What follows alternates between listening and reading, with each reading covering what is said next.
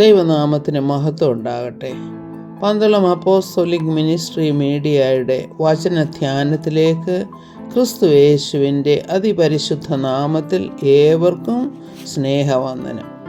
ദൈവത്തിന് സ്തോത്രം. ഇന്നത്തെ നമ്മുടെ അല്പസമയത്തെ ധ്യാനത്തിനായിട്ട് ഉള്ള വാക്യം വിശുദ്ധ ലൂക്കോസിൻ്റെ സുവിശേഷം 11-ാം അധ്യായത്തിൻ്റെ 8-ാം വാക്യമാണ്.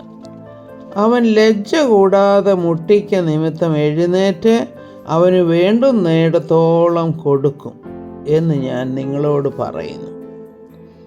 ഇതിൻ്റെ സാഹചര്യം നമുക്കറിയാം. ഇത് എപ്പോൾ പറഞ്ഞതാണ്, ആര് പറഞ്ഞതാണെന്നൊക്കെ.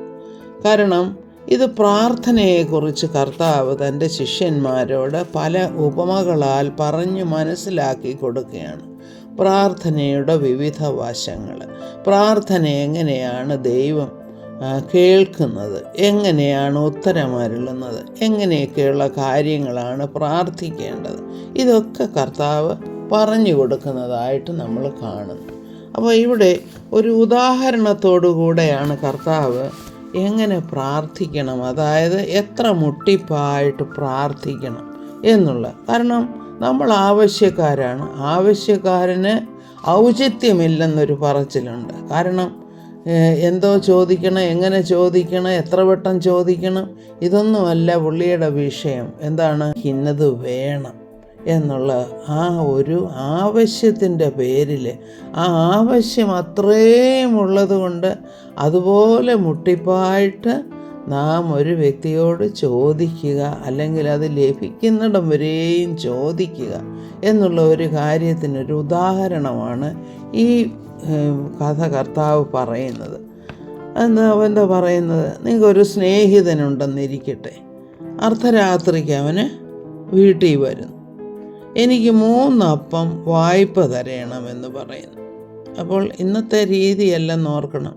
അന്നത്തെ കാലത്ത് അത്ര റെഡിയായിട്ടുള്ള ഭക്ഷണങ്ങളൊന്നും വീട്ടിൽ വയ്ക്കാനുള്ള സൗകര്യങ്ങളൊന്നുമില്ല. ഇന്നത്തെ പോലെ ഫ്രിഡ്ജോ കാര്യങ്ങളോ ഒന്നുമില്ല. അതുപോലെ അപ്പമാണെങ്കിലും അത് കുഴച്ച് അത് ഉണ്ടാക്കാൻ കുറേ ടൈം എടുക്കും. അല്ല, നിങ്ങൾ ഒരു പക്ഷേ ആ അപ്പത്തിനുള്ള മാവ് വീട്ടിലില്ലായിരിക്കാം, പിറ്റേ ദിവസം വാങ്ങിക്കാമെന്നുള്ള ഒരു രീതിയിലായിരിക്കും. അത് ഉടനെ ഉണ്ടാക്കി കൊടുക്കാൻ സൗകര്യക്കുറവുണ്ട്. അപ്പോൾ എന്താ ചെയ്യുന്നത്? ആ സ്നേഹിതൻ വേറൊരു സ്നേഹിതൻ്റെ അടുത്തേക്ക് പോകുന്നു. കാരണം വീട്ടിലൊരു അതിഥി വന്നിട്ടുണ്ട്. അദ്ദേഹത്തിന് ആഹാരം കൊടുക്കണം. വിശന്ന് ക്ഷീണിച്ചൊക്കെയാണ് വന്നേക്കുന്നത്. അപ്പോൾ അദ്ദേഹം തൻ്റെ കൂട്ടുകാരൻ്റെ അടുത്ത് പോയിട്ട് വാതിൽക്ക് മുട്ടുകയാണ് ചെയ്യുന്നത്. ചെയ്യുമ്പോഴെന്താണ് അവിടെ അദ്ദേഹം പറയുന്നു, എന്നെ പ്രയാസപ്പെടുത്തല്ലേ, കതകൊക്കെ അടച്ചു ഞാൻ, ഇനി എങ്ങനെ ഞാൻ എഴുന്നേറ്റ് വരുന്നത്? കുഞ്ഞുങ്ങളുമൊക്കെ കിടക്കുന്നു ഇവിടെ. ഞാനിപ്പോൾ എഴുന്നേറ്റ് വന്നാൽ കുഞ്ഞുങ്ങൾക്കുമൊക്കെ ശല്യമായിരിക്കും, അല്ലെങ്കിൽ അസൗകര്യമായിരിക്കും. അപ്പോൾ എനിക്ക് എഴുന്നേറ്റ് തരാനായിട്ട് കഴിവില്ല, നീ നാളെ രാവിലെ വാ എന്നൊക്കെ ചിലപ്പോൾ പറഞ്ഞു കാണുമായിരിക്കും. എങ്കിലും ഈ മുട്ടുന്ന ആൾ അത് നിർത്തുന്നില്ല.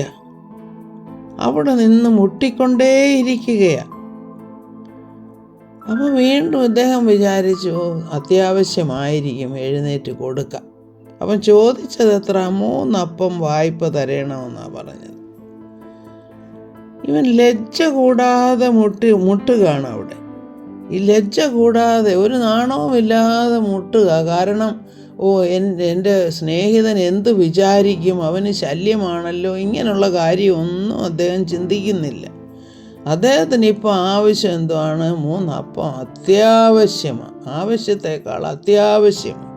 അപ്പോൾ എന്താണ്? ലജ്ജ കൂടാതെ മുട്ടിക്ക നിമിത്തം എഴുന്നേറ്റ് അവന് വേണ്ടുവോളം കൊടുക്കും. അതായത് 3 അപ്പമൊന്നുമല്ല, അതിൽ കൂടുതൽ കൊടുക്കും. ഇനി അതിൻ്റെ കൂടെ എന്തെങ്കിലും കൊടുക്കണമെങ്കിൽ അതും കൊടുക്കുമെന്നാണ് പറഞ്ഞത്. എന്തുകൊണ്ടാണ് കൊടുക്കുന്നത്? ലജ്ജ കൂടാതെ മുട്ടുന്നത് നിമിത്തം. അല്ലാതെ സ്നേഹിതനായത് ഉണ്ടോ, അല്ലെങ്കിൽ ആ ബന്ധത്തിൻ്റെ പേരിലോ അല്ല ഇപ്പോൾ കൊടുക്കുന്നത്. പിന്നെ എന്താണ്?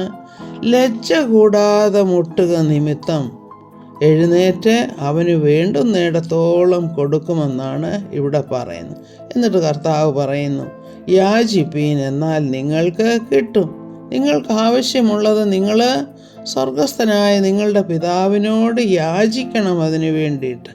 കാരണം എന്താണ് അങ്ങനെ പറയുന്നത്? അത് എൻ്റെ കൂടെ പറയുന്നു, നിങ്ങൾ അന്വേഷിക്കുന്നുവെങ്കിൽ നിങ്ങൾ തീർച്ചയായിട്ടും കണ്ടെത്തും.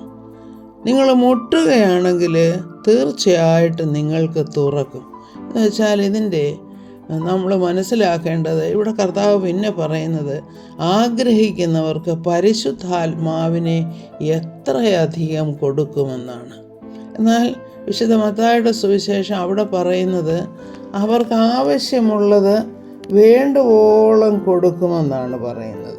ഇതാണ് നന്മ എത്രയധികം കൊടുക്കും. എന്നാൽ ഇവിടെ ആ നന്മയെക്കുറിച്ച് പറയുന്നത് പരിശുദ്ധാത്മാവ് എന്നാണ്.